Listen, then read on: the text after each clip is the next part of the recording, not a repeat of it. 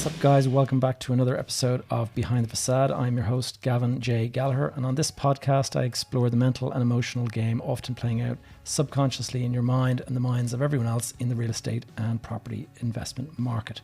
The key to success in this game is to master your mindset, your behavior, to get control of your thoughts, your emotions, and most importantly, your ego. So here we are on episode 21, and this week I'm going to do a live Q&A, and I got a couple of questions and I thought it would be useful. But last week I did episode 20, which was cognitive bias, and I am curious to know if you guys found that useful. So if you did, please let me know. Please let me know if you'd like to hear some more, and reach out to me using the Facebook group Behind the Facade Community. And just to put you in the picture on where that is at the moment, we are currently at about 220 members. And it's constantly filling up with members who get to ask these questions. And once a week, I come back and answer various questions. So it's Friday, the 18th of September, and it's been a super busy week. I've been back in work after a couple of weeks off following the birth of my baby son, Dominic. And so I can't believe already 3 weeks old. And we're also waiting, here we are in Dublin, waiting for news as to whether or not there's going to be a COVID-19 kind of additional measures tonight. And so we're all kind of on a bit of on edge, waiting to see what exactly happens. If you have been listening to my podcast for the last couple of weeks, and we're at level 20 at this stage, which one has been your favorite? I'm curious to know if there's a particular type that you like, and how I could improve and maybe get more stuff out to you guys that you enjoy. Today, I thought I would actually give a quick shout out to those of you who have been good enough to actually leave a review in Apple Podcasts. And there's been quite a few of you lately, so I'm really grateful to those guys. So from the US, Devon the Real. Here in Ireland, Ben Duffy. Then quite a few people from the UK, Ruben Salva, Philip Ryan, Brendan Quinn, and then some names that are very hard to pronounce, Stinka. And then we've got somebody in Ireland who goes by the name Atunes. So it's like a sneeze, Achu. And we have Very Annoyed Ireland as well, who left a very nice comment. So it's your handle does not match the quality of your comment that you left. We have in the USA again, we have Broker Blom. We have what looks like Jassop in the UK. We have Robert Nwit in Ireland. We have Seb Bates in Dubai and Stephanie Taylor in the UK. So guys, thanks so much. If any of you guys have any specific questions or topics you'd like me to cover, I am all ears, particularly to you guys, since you've gone to the trouble of leaving a review. And I do know that this week I've spent a bit of time with some of those people already. So sincere thanks to you all. And it does make a big difference to the podcast, because I can tell you that we shot up in the ranks today to number 12 in the business podcast category. And number 12 is pretty high up there. It's up there with various guys that I listen to on a regular basis. It seems lately that Tim Ferriss is at number 1 constantly. So we'll see if we can shift him off the top spot for even a day. It would be good.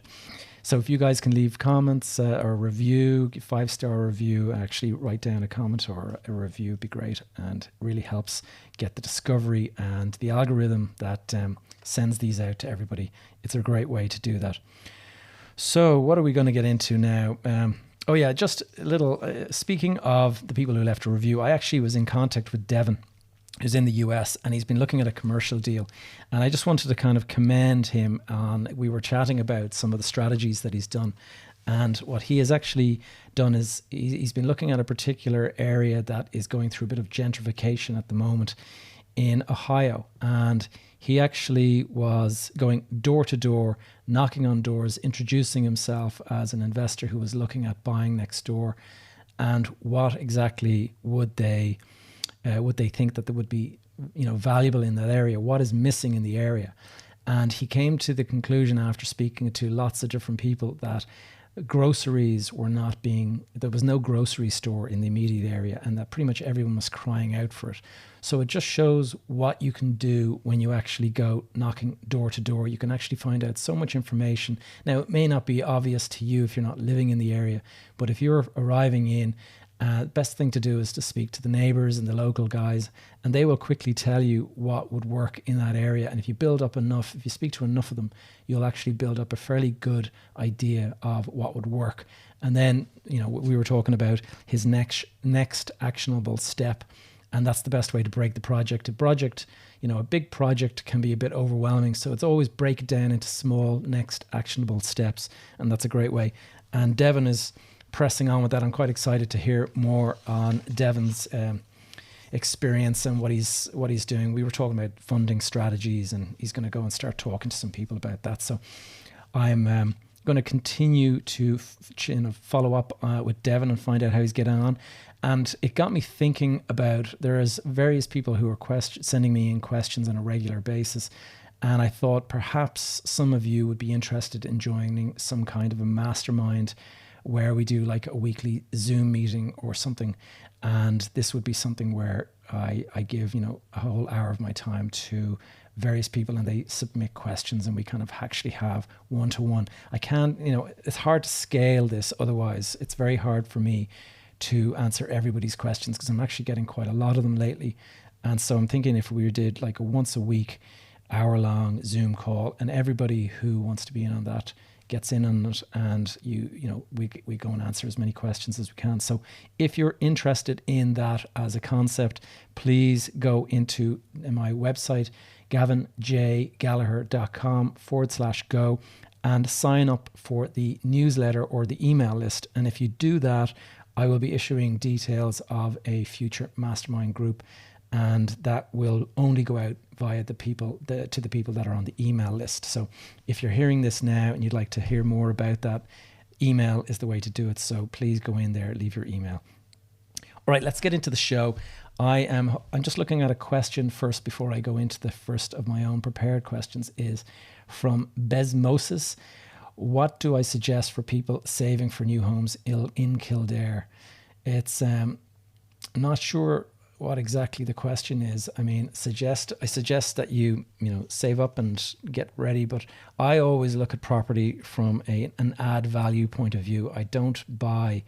I tend not to buy something that is just your standard property that has just been basically built and sold, because typically speaking, you're not going to add a huge amount of value. It's just going to go up with the rest of the market. Whereas if you buy, say, something that is what they call a fixer-upper, you can at least add value yourself, and maybe you can kind of convert it, or you can add an additional bit of space. That's the way I tend to look at it.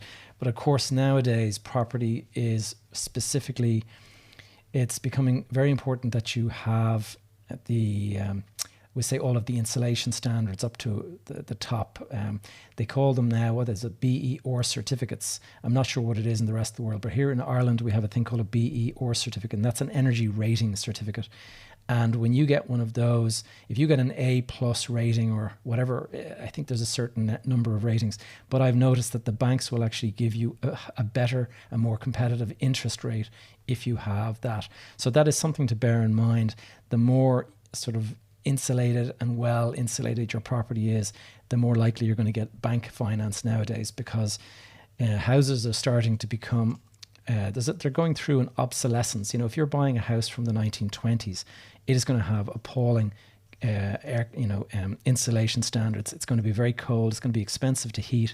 Your windows are probably going to be single glazed. All of that stuff means that your bills will be very high, electricity bills. And I was recently in some new houses that are being constructed, and you don't even need to heat these houses. They are literally warmed up by switching on the lights. The warmth from the lights and things like that is actually enough to satisfy. All right, so I'm going to get into the question that was left, which I found could be particularly useful for all of our listeners, and that is from Jennifer, who has money to invest and wants to know, what is the best way to invest it? Should she do it personally or through a company? And she was saying that her accountant had warned her that if you do it through a company, your cash can be locked away and you can't get it out of the company and stuff. So what were my tips and kind of bit of advice on that? So first of all, great question, Jenny. I think it is important to think this thing through in a very careful way. It all depends really on what it is you're trying to achieve. First of all, obviously, setting up a company usually the benefit of setting up a company is that you are going to end up with limited liability protection. And by that I mean, say for example, I can give loads of examples of things that I've done in the years. And if you make a mistake, or say your builder makes a mistake, or you do something that causes, say, structural damage, whatever about structural damage to your own home, but if you happen to do something that creates structural damage into the adjoining property of, say, your neighbor, you can find yourself in a whole heap of trouble. And that is something that you have to be very careful about. And so because of that, people set up a company, and that gives them limited liability protection, which means that the company is responsible, but that is the end of your responsibility. You personally won't be. So if you owned a home and, say, 2 or 3 other investment properties, and you did this in your personal name, and the adjoining property had this huge crack, and it was caused by, say, your builder next door building foundations, and he dug and he actually basically damaged the foundations of the adjoining property, you could actually find yourself being sued for, it could be millions potentially, depending on the value of the property next door. And that subsidence, you would be personally liable. So now your home and all of your personal assets are on the line for that damage. And so now it depends on how much damage is done and how much can be proved. But I was aware of a motor showroom. I used to buy my cars from this particular chap, and he used to work in this motor showroom, and the adjoining site went up for sale, and it was built, a huge big office building was built on it. And when they were excavating for this office, my friend who was selling the cars was sitting in his office, and he noticed a crack in the floor. And then the next day he noticed that the crack had gotten wider, and the next day it had gotten wider. And then suddenly he noticed that the lights were starting to sway. And lo and behold, the guys next door had basically damaged the foundations of his showroom, and they had to move out of the showroom. So not only are you talking about structural damage, but you're now talking about business disruption damage. And so if that had been done personally, it would be, into the millions potentially, but it was done through a company, and obviously this company had insurance and stuff, so they were safe enough. But it's something that you just have to bear in mind. It's the liability of the company or your personal liability is something that you have to bear in mind.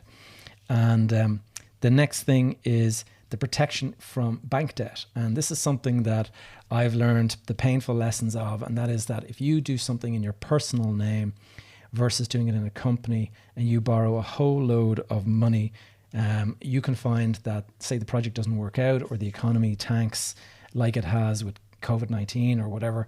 If you're suddenly in the middle of this thing and you've got a lot of debt, if you've done it in your personal name, the banks will go after you to recover 100% of that debt.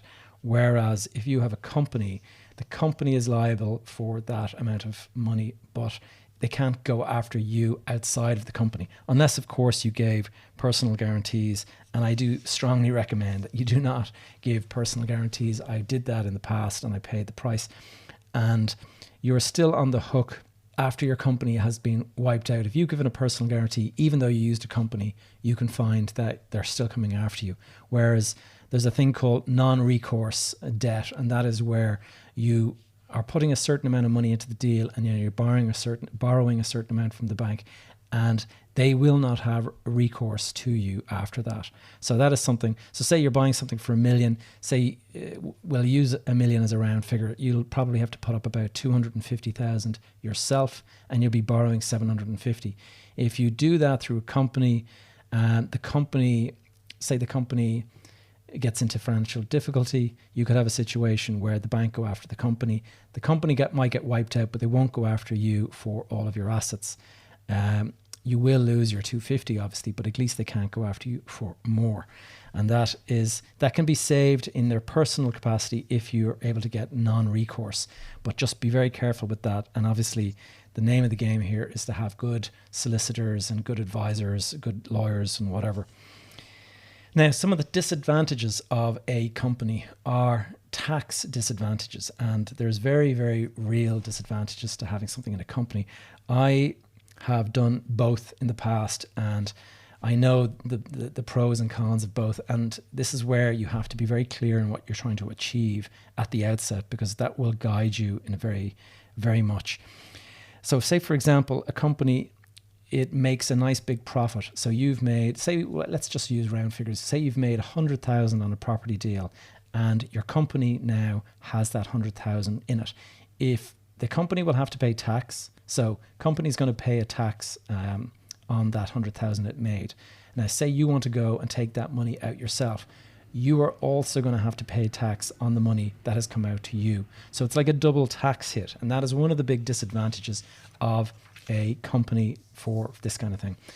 Now, before you start out, if you think really, really carefully about what you're going to do, you can structure it into a way that is going to be most advantageous. So whenever you're getting into a deal, and I'm talking about before you've even completed the transaction, you really do need to think through whether you want to sell this at the end and make a profit, whether you want to hold it long term as an investment asset, or whether you want to flip it. And by that I mean, don't even complete on the sale. You're looking to basically sell on the contract to somebody. So you put a deposit down, and then before the property actually is ready to buy, you're selling your position. You're selling your place in the line, we'll say, and you're actually selling your contract, your right to buy that property to somebody else. So you don't need to come up with all the money. Now, flips are dangerous, and there's various people who try to prevent that from being done. But that is something. Now, once you know which one of those you want to do, you can basically set up the tax strategy to suit that. For example, I bought a property, a bank property many years ago, and I intended to buy that property, do it up, turn it into, say, a commercial center that would have a shop and maybe a doctor on the first floor, something like that. And halfway, I had only just bought the building, and I was talking to architects about the design, and somebody came along and made me an offer that I couldn't refuse. And I just said, geez, okay, I'm going to take it. So that was a strategy that actually changed in the middle of it. And because I wasn't expecting that outcome, I didn't prepare for it. And there was this big VAT bill that had to be paid. And it actually cost an additional 700,000 in VAT because of the structure of the way the deal was done. Now, that wasn't paid by me. It was actually paid by the person who was, or the company that was buying the property. But if they were able to afford this extra 700,000, then they could have actually paid that to me as well. And so that 700,000 disappeared off to the tax man, and I kind of missed out on that. And had I known at the outset that this was a possibility, I could have saved potentially 700,000. Now, as it turns out, that was a very, very good deal, and I did very well out of that. So I wasn't crying, but definitely 700,000 is a lot to leave on the table. Example number 2 is actually, it's a great example because I used all of the different methods that I'm talking about. I bought a house in a part of the country that has big, spacious houses, and this was an old house sort of built in the 1900s with 1901 or something like that, and it had about 1.5 acres of land around it. And so what we actually did was we basically divided up the site, and what we wanted to do was keep the original old house on about, we'll say, 1/2 acre, and then we wanted to build in the acre at the back, and possibly slightly more building at the back. And the idea was that we were going to build 4 brand new houses in the rear garden of this old house, and we were going to sell off the old house with 1/2 acre, and we were going to sell each of these 4 houses. But what we did was we actually spoke to accountant and tax advisor and our lawyer and our solicitor, and we actually figured out that here's all of the things we want to do. First of all, we intend just to sell the old house at the end of this project. That's all we intend to do. So there was no need to put that into a company. And so what we did is we created a partnership, 50-50, myself and my partner, my business partner, and the property was bought by that partnership. And we did this before we actually completed on the deal, so that when the solicitor was actually drawing up the contract, it wasn't just one contract, it was actually multiple contracts. It was one actually had the plot of land that we were going to be selling the old house on, and that was in the name of the partnership. The second thing that we did was we created we had the 4 houses, the individual houses that we were going to build and sell. we actually subdivided the lots so that we actually knew exactly where each house was going to go. And that was divvied up on the plan. And what we decided to do was that the company was going to build 2 of those houses and sell them. And then myself and my business partner were both going to end up with 1 house each. And so what we actually did is right there at the very beginning, when the deal was in the process of being completed, we actually divvied up his site. So he would have a certain amount of land for his house to be built on. I would have a certain amount of land for my house to be built on, and then the company would have the balance. And the benefit of that was that each piece of, we got the land right at the very outset of the project at its original purchase price cost. And it was very easy to demonstrate that this was the original price that we paid, and we had it valued and all that. If we had built these, if we had just left it all in one lump, and we had built these 4 houses and the company had done that, myself and my business partner, we would have had to have bought the houses from the company, and we would have had to pay the company. So the company, we would have to pay tax inside the company on the profit that it made from selling us these properties. And all of this kind of thing would be, just would have meant that there's all these small little sort of bites of tax being taken away all of the time.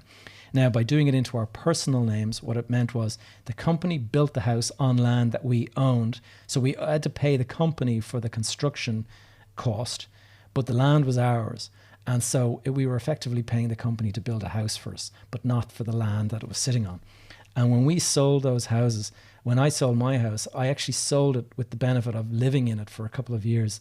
And so I didn't have to pay any tax at all on the profit, not a penny. And that is one of the advantages of doing this in your personal name, is that when it's your own personal home, you don't actually have to pay tax on it. Now, depending on where you are listening to this podcast, you're going to find that perhaps it is not possible to do that in your jurisdiction. So I'm not going to give advice to people outside of, say, Ireland on how they structure it. But definitely the moral of the story here is to go and speak to your advisors. And the best advisors to have are a good accountant, a good lawyer or legal advisor or whatever, and a good broker who you can trust, somebody that you've built up a relationship with. You don't want a shark who's kind of like coming along, just sold you the properties, on to the next deal. You need to build up a bit of a relationship with these people. Anyway, the benefit obviously of building the 2 houses inside the company was that we were going to sell these houses afterwards, and there was a certain amount of VAT that we could recover on the construction of the houses and all of that. So ultimately, it was quite a complicated legal structure, and we did have to pay quite a bit more for the legal advice than we would have if it had just been a straightforward deal. But in the end, it actually worked out really, really well, and we saved a huge amount of tax by structuring it that way. And remember, it was done before the actual deal was completed. So the land, we had agreed to buy the land, but this was all done before we actually took ownership of the site itself. And so the tax advantage was right there at the very beginning. So look at this stuff at the very start. Do not wait until the land is yours and then say, right, what are we going to do? Because at that stage, it's too late, and you can't actually turn back the clock. And if we had done that, we would have had to, pay profits inside the company, and it would have been a bit of a disaster. What else? Oh yeah, well, let's get into the advantages of doing it personally. Obviously, there is that personal tax advantage. Your money is not locked away inside the company, and you don't get that double tax hit. But there are ways to structure it, and over the years I've done that. I'll explain one of the ways that we did that over the years. Is you actually create your company, and then you create a loan, a shareholder loan from yourself into the company. And one of the ways to do this, it's actually a very tax advantageous way of doing it. And say, for example, you needed to do something and say you needed to put $1 million into the company in order for this to be possible. You would actually go and set up the company for maybe €100 or $100, whatever it is, £100, and you would then loan the $1 million in. And by doing that, now obviously we're assuming, depending on where you're at in this whole game, that might be 20 grand, it might be 100 grand, it might be 500 grand, whatever. You would be lending your money in, and then you are actually now the company owes you back that amount of money, but the company is able to use that money to go out, do the deal. It's able to maybe borrow additional money from the banks and whatever. And what you can even charge a coupon on that, or you can actually, by that I mean you can actually get interest on your loan that you have given in. So the company owes you a certain amount of interest that you can accumulate. And the good thing then is that when the assuming the project has been successful, and say your million has turned into 2 million, you can now extract your million out completely tax-free. I mean, it is a loan, so all you're doing is getting back the original money that you put in.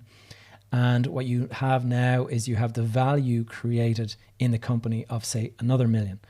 And now, depending on where you're taxed, here in Ireland is actually quite an advantageous tax regime around corporate tax. So we only pay 12.5% tax.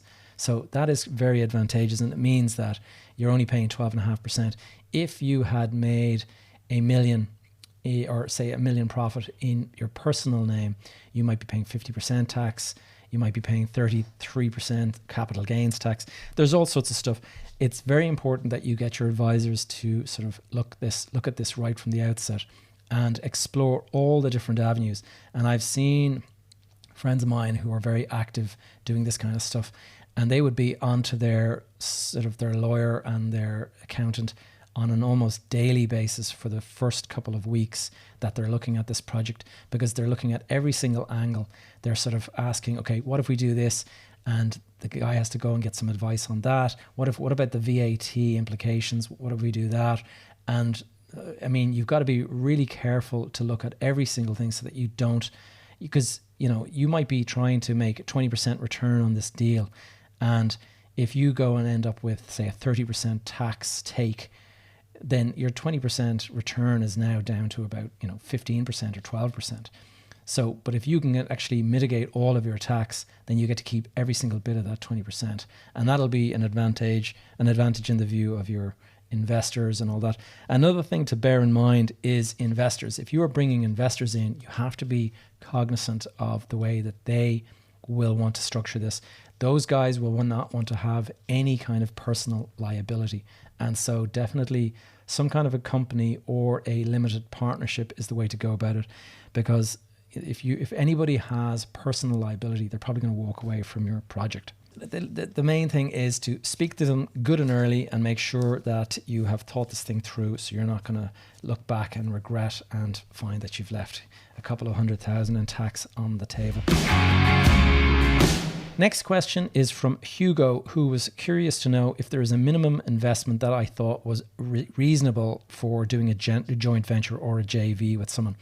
And it's this is probably as a result of one of my previous podcasts where I talked about, if you're going to go out there and do a deal and you only have, say, a small amount of money, say you can only raise 30 or 40,000, and you're trying to do a bigger property deal, well then why don't you join forces with somebody who has complementary skills, and that person and you can bandy together and you can actually end up going out and doing a bigger deal. And probably there'd be more value in the two of you doing that than doing it on your own. So the advantage obviously is it depends really on those resources and stuff. At the end of the day, what's most important is the quality of the deal. And I had a great conversation with Joe, who dropped in here. Joe is part of the community and quite a successful investor in his own right. And we were talking about various deals. And Joe has been picking up a lot of real bargains, but they're kind of smaller size deals. He's been picking up houses for 250 grand and things like that. And, you don't find too many deals like that in different parts of the country, but he's buying them and he's getting about a 15 to 17% return on it, which is very, very solid return. And but the problem is with the scale that we're talking about, you're talking about 250 grand. You'd have to buy 10 of those to equate to a 2.5 million deal. And there's as much work in closing a 2.5 million deal as there is in closing one 250,000 deal. So you'll obviously, spend a lot more on legal and you'll spend all that kind of stuff.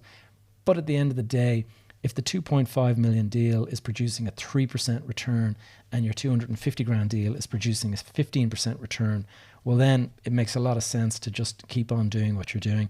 I wouldn't necessarily go after the big prestigious projects unless you have made enough that this is particularly of interest to you. The only advantage of going for the prestigious projects is that they can be easier to sell. You can find that there are people out there who want to buy it and they're not particularly fussed about, buying. Guys with money, with deep pockets, will do that kind of thing. Okay, we're going to deal with some questions that I've received from our listeners. So, what are my thoughts on the residential property market in 2021? I would say this is actually very important. I've been thinking about this a lot, and I do think what you're seeing lately is kind of defying logic. And I think there's a good explanation for it. And depending on where you're listening in from, I know there's people listening from the US, from the UK, and here in Ireland and Australia as well. And whatever part of the world you're listening, this may differ. But certainly COVID-19 has created this massive economic dip. And a lot of people have gone bankrupt, or not bankrupt, but a lot of people have obviously lost their jobs. A lot of people have lost jobs, been furloughed, all of this. And those people are currently on support payments from the government, or they got various amounts of money from, say, in the US, there was these payments that were paid out. And then there was things like evictions were banned and all of this stuff. That is all creating kind of an artificial support for the property market. You've got people like normally landlords, as soon as somebody stops paying rent, they start to get worried. Obviously, they have bank loans to pay and things like that. So as soon as somebody stops paying rent, the landlord is on notice. We have a bit of a problem here. And, nobody wants to give anybody a hard time with COVID and all that. But if you've got a bank that's coming after you, then it's eat or be eaten. And so that is kind of what's going to happen. Now, if you've been getting these support payments and you're able to make your rent, well then, great. You've staved off your landlord coming after you. But as we get further into this crisis, I am seeing people that are starting to realize that, a vaccine is not coming around. No matter what people are promising about, before this election in November, there'll be let's just be realistic. Nobody who has any kind of sort of sense is going to take a vaccine prior to it being fully tested and vetted. There's plenty of, examples in history of people taking vaccines before they were fully tested and ending up with these terrible, deformation, like children that are born with terrible deformations. And you've got people that suddenly develop really bad, kidney infections, and all of this stuff can actually damage your health permanently. And so I don't think anyone is going to be rushing in. And certainly nobody with a bit of sense is going to be rushing into getting a vaccine. So let us assume then that the vaccine takes 6 or 12 months to be properly vetted. So this time next year, you might be hearing that, okay, the vaccine is finally starting to be distributed. It takes months and months to get millions of vaccine, doses out to the population. And not just that, to get them into the hands of doctors so that doctors can actually administer it. And, so when you add up all of this, I think at the very least, I am expecting us to be here 1 year from now in this same kind of situation, perhaps not in a lockdown, but with the economy not firing on all cylinders. Now, that being the case, the property market will suffer from a bit of a downturn. There's no question about it, in my view. Now, some places have got a supply and demand issue. In Ireland here, we do have quite an issue with supply and demand. So that could definitely prop up prices. But I think there's going to be a lot of distressed people on the market. There's going to be a lot of properties that are being sold by people that just have to get rid of them because they can't afford. Anybody who bought an investment property over the last while and is sitting on, say, a commercial property that has a cafe or a restaurant or something, those guys just cannot afford the rent that they could before, because with social distancing, they're getting, a trickle of customers in every day as opposed to being packed. All of those guys are going to be coming back to their landlord saying, I cannot afford this rent. You've got to drop the rent or we're going to have to move out. That conversation going on across the board, I think it is going to impact the real estate market, but there is always a lag, and that is something that I've spoken about before. The lag in the real estate market is usually, up to a year or so. Back in 2008, the crash came, the global financial crisis came along, and everyone could see the stock market crashed and all this. But it was actually probably another year or two before you started to see really, really distressed property going on the market. And it was around about 2012, I think, that the Irish market was at its absolute rock bottom. And I think property just could not be given away. And along came all of these big, huge funds from the US and stuff, and they started buying up $2 billion portfolios of property. So that is the kind of thing that took 3 years back in 2008. And so I do not think COVID is going to be that different, insofar as I do think there's going to be a lag. And so 2021 could be a time to hold off to actually buy property. But, it's like a crystal ball. I don't want to be the one to sort of say, yes, go and do that. And then next year you're kind of saying, God, prices have gone up since then. But certainly, in my view, the market will continue to kind of suffer. And so it could actually be that you're able to pick up better prices next year. Another question, what yield would I be looking for to make a profit after tax in my own name? I mean, that's a difficult question. It all depends. If you're the yield is usually what you get on your if you're going to hold on to a property long term, you're going to be getting a yield on an annual basis. So you bought something for $1 million and you're getting 100,000 a year in rent. That's 10% yield, more or less. Your tax is not included in that. So that's your 10%. If you've got to pay tax on that afterwards, that's not actually calculated typically. So your real yield is about 5%, but that does not come into the calculation. If you're selling the property, you're going to have to pay, here in Ireland anyway, you're going to have to pay about 35% capital gains tax. And that comes out. Now, I know in the US, you're actually able to, if you're able to reinvest the money within a period of time, you can actually save all of the tax and just reinvest it. So there's all sorts of advantages to do that. And so it really depends where you're looking at this from as to what you do. But your yield, it's really down to, at the moment, if you put your money in the bank, you are looking at a negative interest rate. So you're actually having to pay to put your money in the bank. And so like a 2% yield is actually pretty good in that, in that scheme of things. What you've got to look at is the risk reward. If you expect to buy something and, there's a risk that you could lose all of your money, of course, you're going to expect a major return for that type of risk. But if you're buying something like government bonds, and the government bonds, they're absolutely guaranteed, you're never going to lose any money on that, then your yield is going to be, 1% or something like that. So it's all about risk reward. And that is something that I think I might do a special kind of a mastermind session on that. So anyone who's interested, I mentioned before the mastermind, sign up to the newsletter.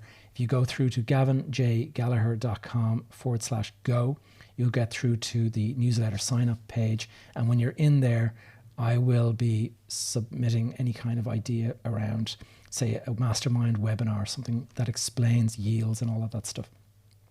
How is business now here in East Point? It's kind of a little bit difficult. We've got a lot of people out of work and out of the office and stuff like that. So it's a bit of a struggle at the moment. And I've been spending a lot of time thinking about what does the future of office look like. I do think people are going to come back, but I think it's going to be a difficult couple of months. And I've got a question here from someone. I've just turned 14 and he's earned 10,000 over the summer. Would it be advisable to rent? No, definitely not. If you're 14, stay home and get the free dinner and all that kind of stuff from your parents. Go and invest your money wisely, though. Don't go and blow it. And probably the best thing is to put it into one of these kind of investment funds, like stock market funds. Those can be, you got to check those out, though. They're very, very, some of them, there's a huge amount of hidden fees. There's others where there's no fees or where there's very low fees. And so you got to really be careful about how you invest your money in that regard. But at 14, it's pretty impressive that you're able to put away 10 grand at the age of 14. So that's it for episode number 21 of Behind the Facade. Please check out the show notes for any links to websites and stuff mentioned today. Thanks so much for listening. My number one ask of you guys is to leave a review. And as you'll know from today's episode, I like the people who leave a review, and I will always be happy to kind of help with any questions you guys have. So by all means, leave a review and I will owe you one. Also consider checking out the Facebook community, and we're actually broadcasting live to that at the moment. The Facebook community is called Behind the Facade Community, and it's the best way to contact me directly if you have any questions or if you want me to cover a topic on future episodes. And lastly, go and check out the website. Go and check out the newsletter. I don't issue regular newsletters. If you're worried about getting spam all the time, I have actually yet to issue one newsletter, but I do keep your email in case I want to write to you guys about something in particular. And so lastly, check out my YouTube channel, PropTech TV, all one word, where I post a lot of these videos afterwards and various other bits of pieces and whatever. So hope you have a great week, guys, and talk to you all very soon.